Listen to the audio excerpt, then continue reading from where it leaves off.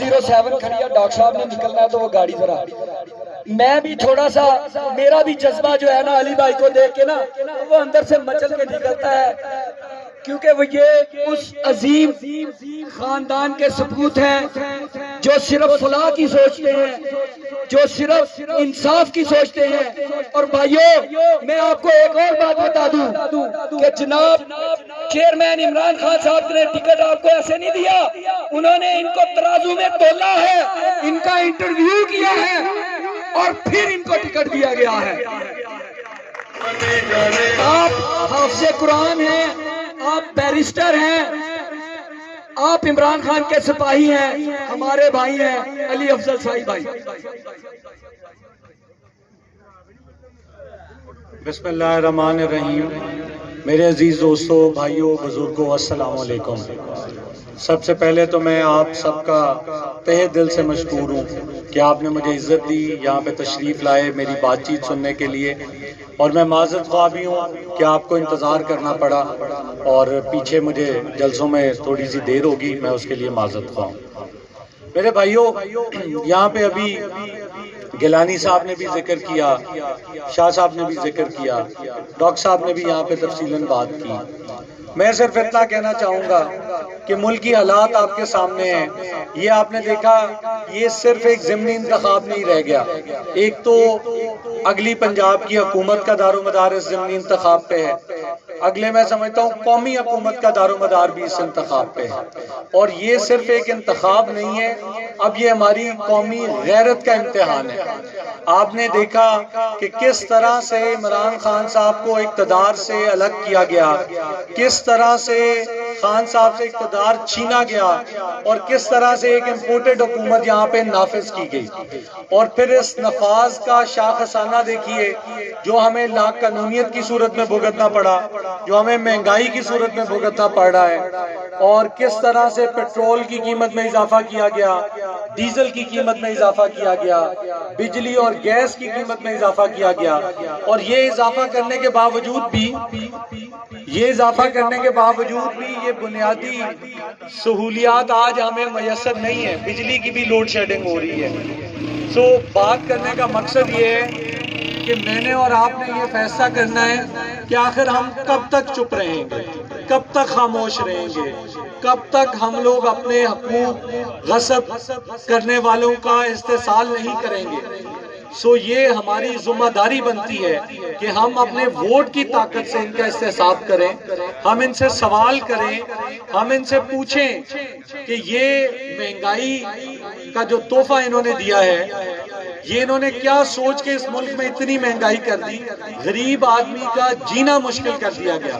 اور مجھے ادھر نوجوان لوگ نظر آ رہے ہیں، پڑھے لکھے ساتھی یہاں پہ نظر آ رہے ہیں، آپ سب لوگ جانتے ہیں کہ جب مہنگائی ہوتی ہے تو پھر اس کے بعد بے روزگاری میں اضافہ ہوتا ہے۔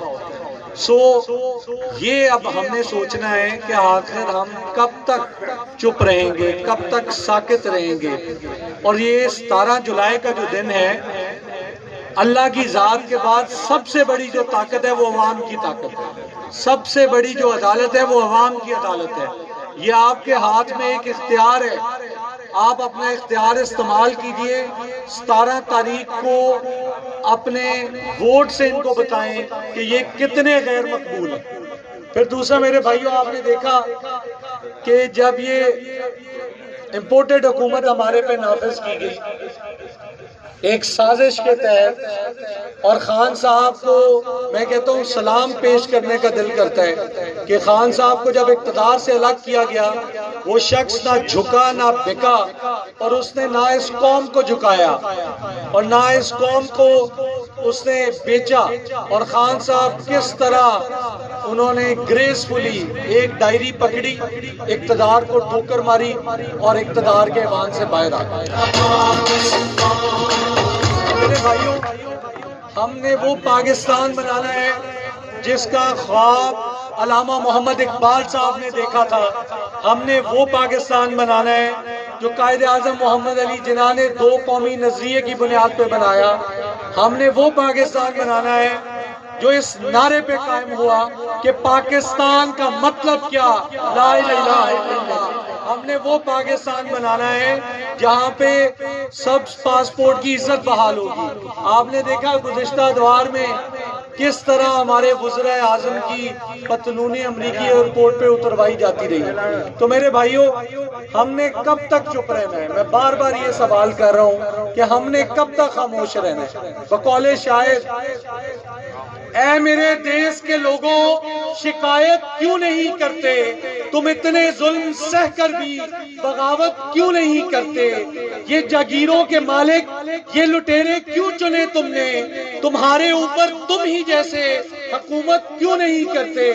بھوک افلاس تنگ دستی تمہارا ہی مقدر کیوں؟ بھوک افلاس تنگ دستی تمہارا ہی مقدر کیوں؟ مقدر کو بدلنے کی جسارت کیوں نہیں کرتے؟ عمران ہی کرے گا سب کپتان، نیا بنے گا پاکستان، نیا بنے گا۔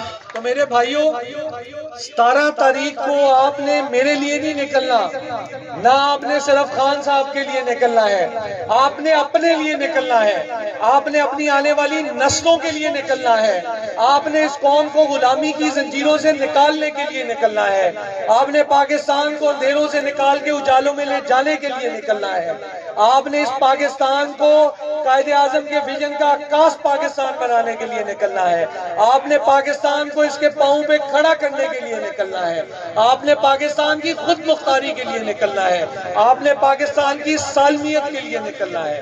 میں آپ کو یقین دلاتا ہوں کہ انشاءاللہ ہم آپ کو مایوس نہیں کریں گے، انشاءاللہ ہم آپ کے خواب ٹوٹنے نہیں دیں گے، ہم انشاءاللہ خونے دل دے کے نکھاریں گے رخ بر کے گلاب، خونے دل دے کے نکھاریں گے رخ بر کے گلاب۔ ہم نے گلشن کے تحفظ کی قسم کھائی ہے۔ بہت مہربانی، بہت